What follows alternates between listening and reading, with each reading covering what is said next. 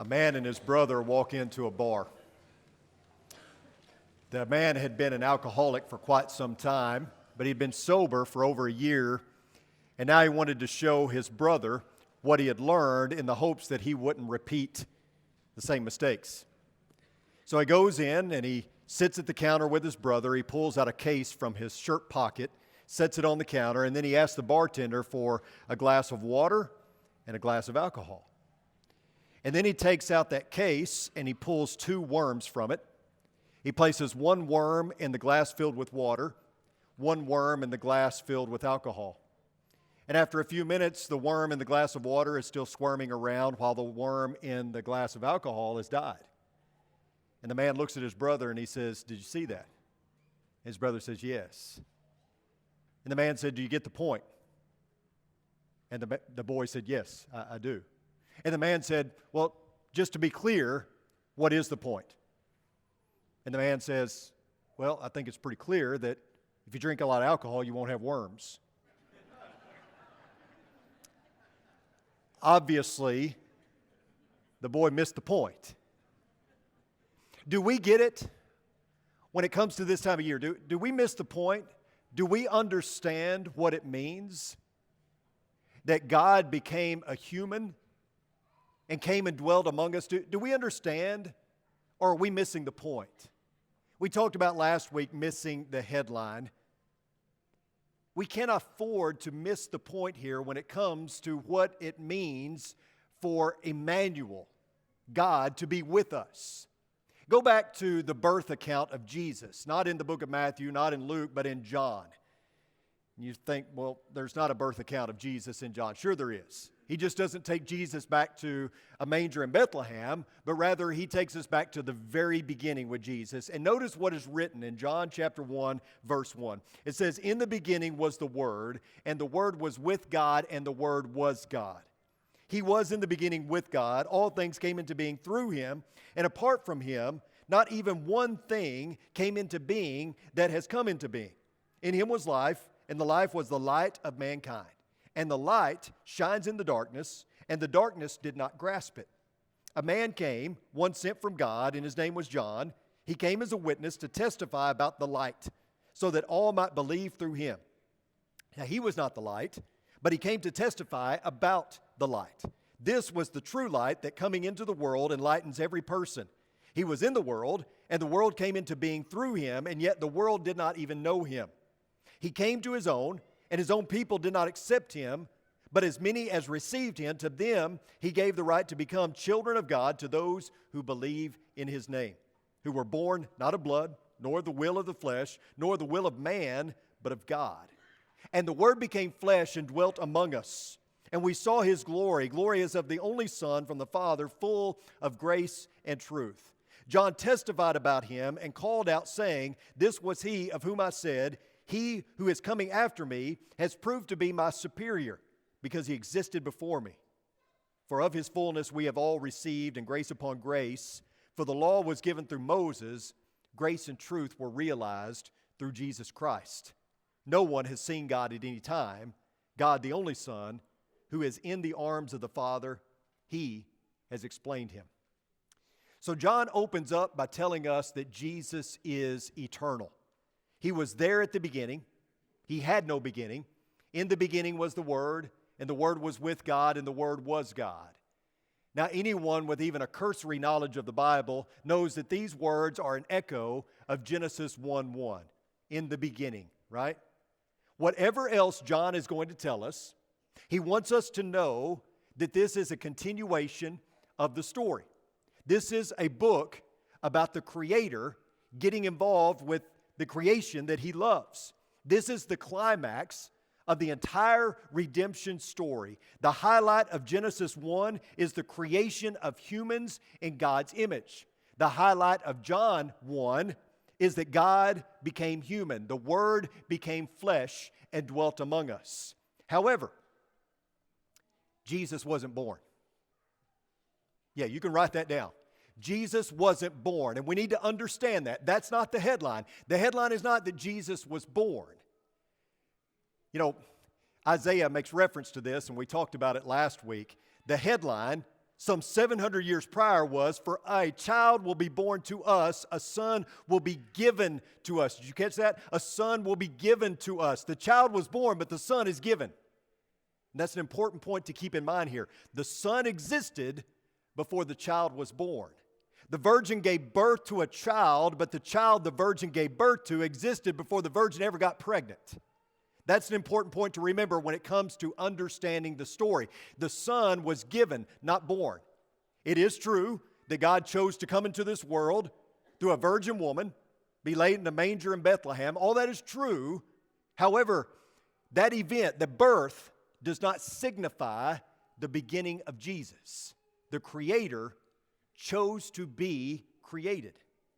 But here's another important point to grasp. The manger held a whole lot more than just a baby.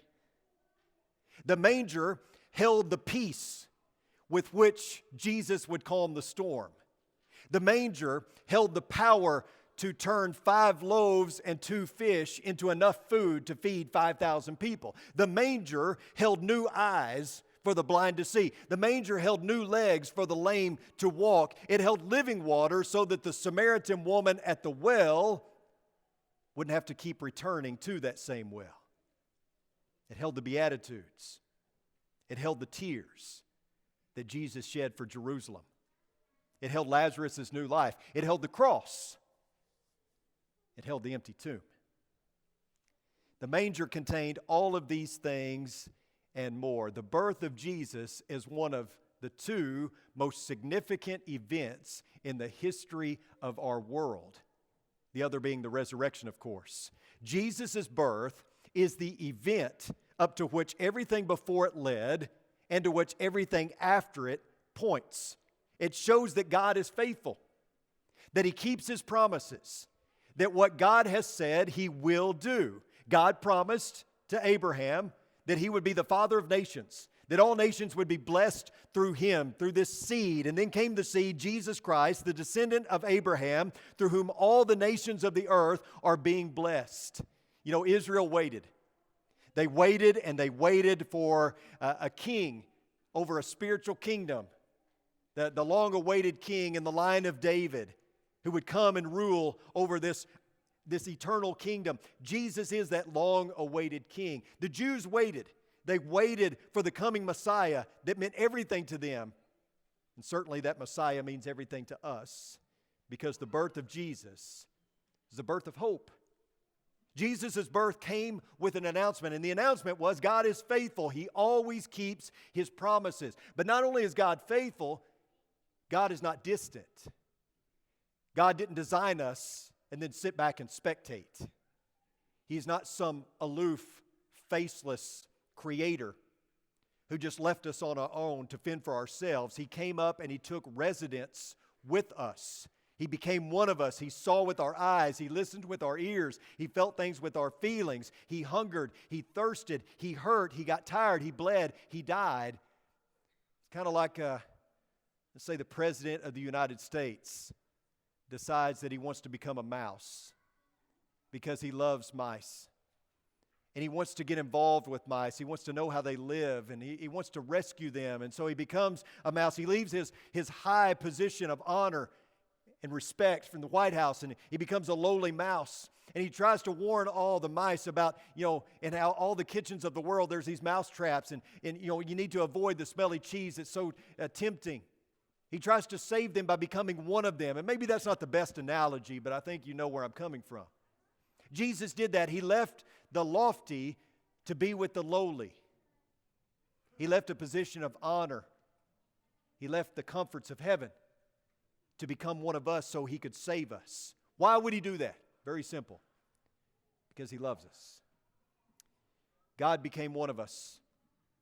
And God becoming a man and dwelling among us has ramifications far greater than can be captured by our common view of Christmas.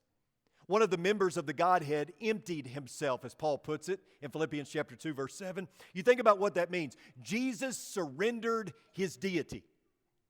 He emptied Himself. He put on flesh and He gave up His omnipresence. He also gave up his omnipotence while in the flesh. He got tired, he got hungry, he got thirsty, he cried, he hurt. And Paul says that not only did he empty himself, he took on the form of a servant. Jesus left the lofty to do the lowly. He got dirty as he washed people's feet. And we are to be no different. To be a disciple means that you have to get dirty. Listen, Mary had the little lamb, and that lamb would die for her sins and the sins of the entire world. In that manger, on that fateful day in Bethlehem, lay not just a baby, but the God of heaven who came to this earth to dwell with the very people that He created. What often gets lost this time of year is that not only was the baby was born to die. From the very beginning, His fate was sealed. A problem that was so complex and that we were utterly incapable of solving ourselves is what Jesus came to fix. That problem, of course, is sin. God finally decided, you know what, I'll just come down there and fix it myself. Let's look at it this way. Let's say that we all gathered up and went to California and tried to swim to Hawaii. The goal was we were all going to start in California and swim to Hawaii. You know what? I'm a decent swimmer. You may be a better swimmer than I am. You might can swim way faster than I can. And you might be able to swim a further distance than me, but you're not making it to Hawaii, so it doesn't matter. We're all going to end up in the same boat eventually anyway. I don't care how good a swimmer you are. You're not swimming from California to Hawaii. Neither am I, so it doesn't matter how good you are. Doesn't matter if you're better than me. You're not making it either. Let's say we all got a handful of rocks, and the competition was to see who can throw a rock and hit the North Pole from here. You might have a stronger arm than I do. You might be able to throw further than I can. Doesn't matter. You're not hitting the North Pole, and neither am I. At the end of the day, we're all in the same boat. Your pile of sins may be higher than mine. My list of transgressions may be longer than yours. Doesn't matter. We're all in the same boat. Without a rescuer, we're all in the same position. None of us are getting out of here alive, and all of us are going to spend eternity somewhere. Without a rescuer, without a deliverer, we're nothing.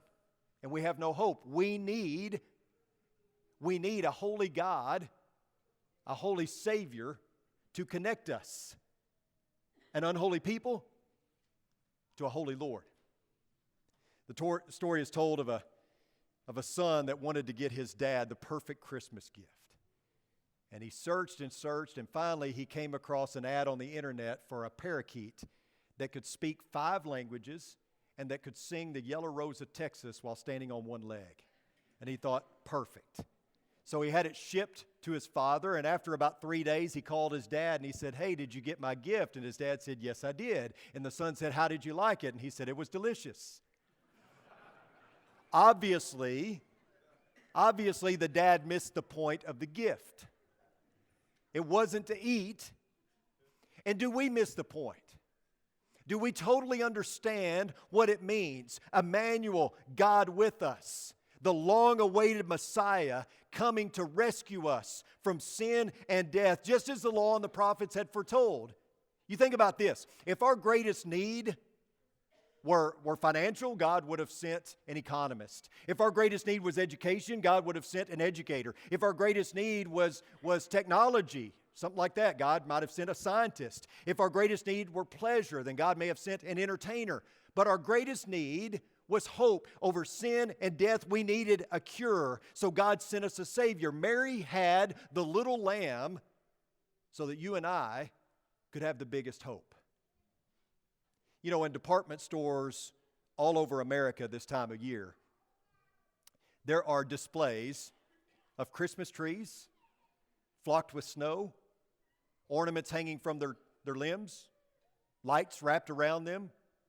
Underneath, there's a skirt and some presents, some presents wrapped in beautiful bows and beautiful wrapping paper. And that scene mirrors what most of you have in your home as well. Most of you, if not all of you, have the same scene in your home. You have a Christmas tree that's got ornaments and lights and a skirt at the bottom of the tree and maybe some presents. But you know what the one difference is between the tree and all the decorations at, say, Target or Dillard's and the one in your home, you know what the major difference is? Those presents under the tree at Target or Dillard's, there's nothing in those boxes. They're empty. They're wrapped real pretty and nice and neat so that they look attractive. By all appearances, they're beautiful, but there's nothing in those boxes. At your house, it's different. There's gifts under the tree that have meaning and value. And I wonder sometimes if our world doesn't miss the point. If maybe in all our commercialization, in all our focusing on other things like reindeer and Santa Claus and all that, which is not terrible. I'm not diminishing that. But I wonder if sometimes the story loses its value. If maybe this time of year is not as meaningful, maybe void of meaning perhaps. As I said last week, my view of holidays in relation to the church is that we need to redeem them. Some of you may have grown up in a Jesus-free church, in that on the day closest to Christmas, you couldn't talk about Jesus. You know, we have these quote-unquote carols that we sing. Maybe you grew up in a church that you had those songs in your songbook, but they never got sung. Because like Tim said in his class, they're weird to sing in July, but you don't sing them on Christmas or close to Christmas because it gives the impression that you believe Jesus was born on December the 25th. And so they're never sung, even though they're biblical, even though they could be sung any time of the year. I don't want this to be a Jesus-free church, not on the day closest to Christmas or any time. I believe it's wrong to not talk about Jesus, to purposely avoid talking about Jesus. When the world around us is at least thinking about Jesus a little bit, I want them to think more about Jesus. I want them to know more about Him. I want to promote Jesus at a time when everyone else seems to be commercializing Him. I'm not going to spend my time arguing about whether He was born on December 25th or not. I want to spend my time helping people understand why He was born in the first place. I want to help people unwrap this beautiful gift, this amazing gift, so that they can truly see what the incarnation is all about. And I don't want to diminish your upbringing. Not at all. I'm not saying your parents did wrong by not allowing you to sing those songs or avoiding kind of the mention of Jesus on the Sunday closest to Christmas. But I do think there's another approach here. Barry, you said it to me after church last week. As a former atheist, becoming a child of God, this time of year takes on a whole new meaning, right? And as I've said before, Jesus isn't the reason for the season. He's the reason for everything. Everything you are, everything you do. Look at Luke chapter 2, verse 15. It says, "When the angels had departed from them into heaven, the shepherds began saying to one another, 'Let's go straight to Bethlehem then, and see this thing that has happened, which the Lord has made known to us.'" It wasn't enough for the shepherds to merely hear that Jesus was born. It wasn't like they heard the news and said, "Okay, that's great." No, they had to go see it for themselves. They had to go be a part of it. They wanted to experience. This was a calling, an announcement. The shepherds wanted to be a part of what had taken place. For them, it was more than an event. It was an experience. And that is what it should be for us as well. You see, without Him, not only would Christmas have no meaning, life would have no meaning. So we have to see the birth of Christ as more than an event. Like the shepherds, we have to go to Him. We have to experience Him. Let me ask you, what's your Christmas story? And now, I'm not asking you what's your Christmas tradition, whether you open presents on Christmas Eve or Christmas morning. What's your Christmas story? Because I think one of the things that gets lost so often at Christmas time, when we read about the accounts of Jesus' birth, what gets lost so often is that you're a part of that story. You realize that, don't you? You are a part of the story. I think we can name the characters, right? There's Mary, there's Joseph, there's the innkeeper, there's the wise men. But when you rehearse the story, when you think about the story, when you name the characters, do you put yourself there? Because you should. Remember what John said. We read it a moment ago. John chapter 1, verse 12. "But as many as received Him, to them He gave the right to become children of God, to those who believe in His name." That's us.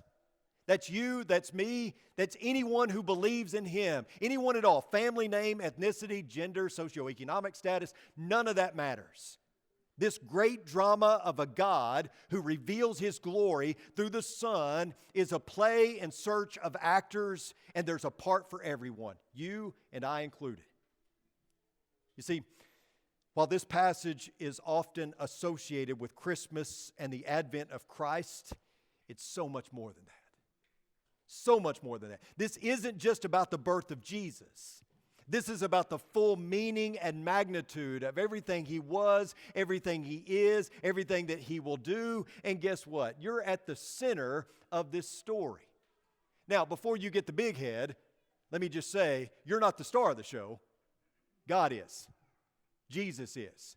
But you play an integral part because this was for you.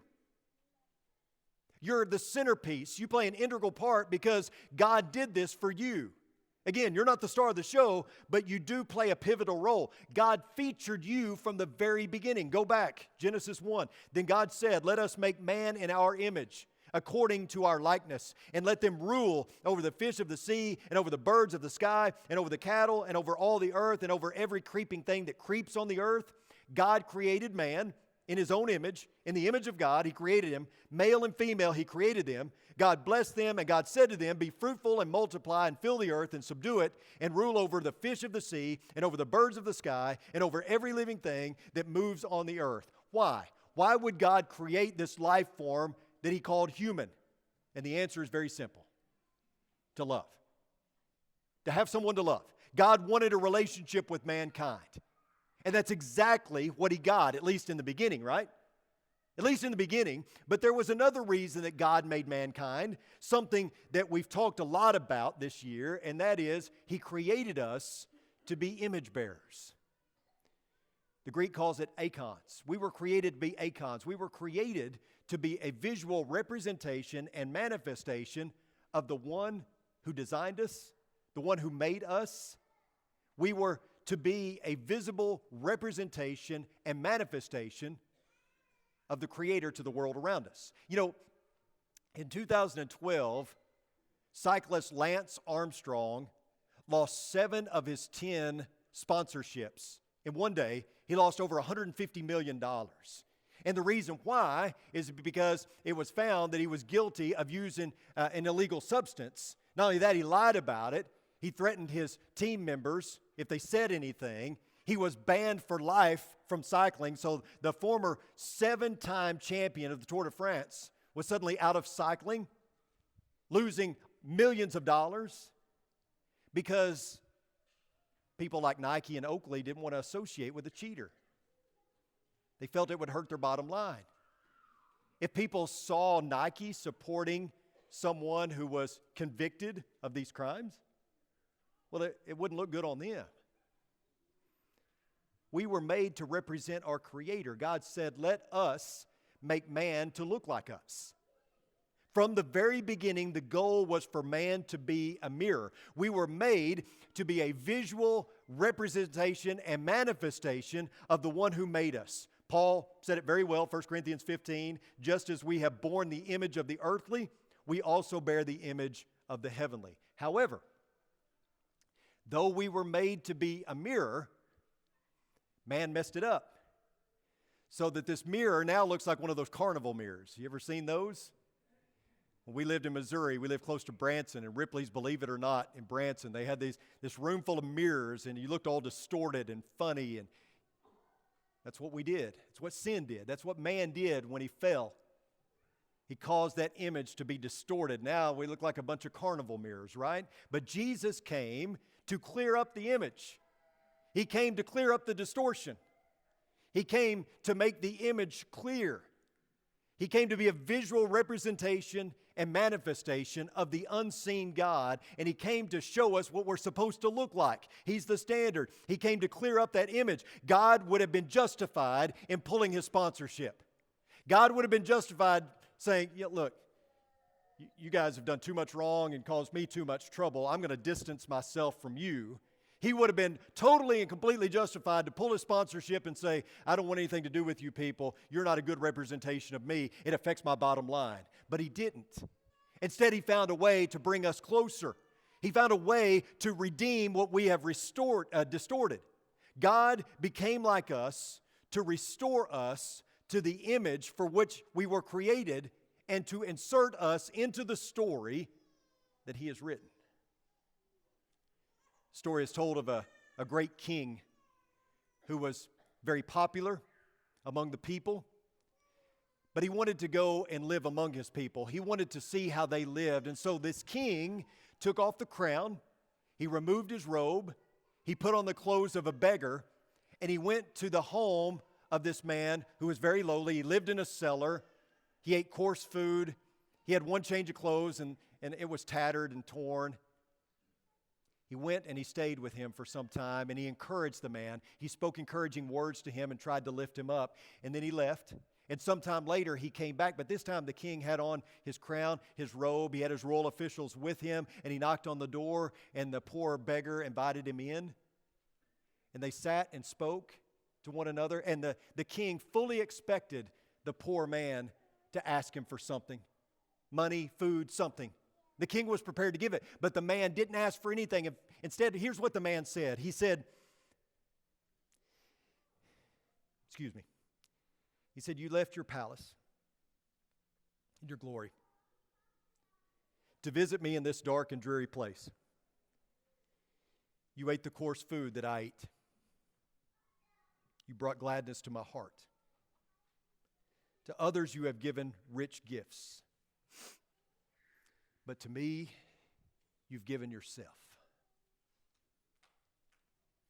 That's it. That's our story.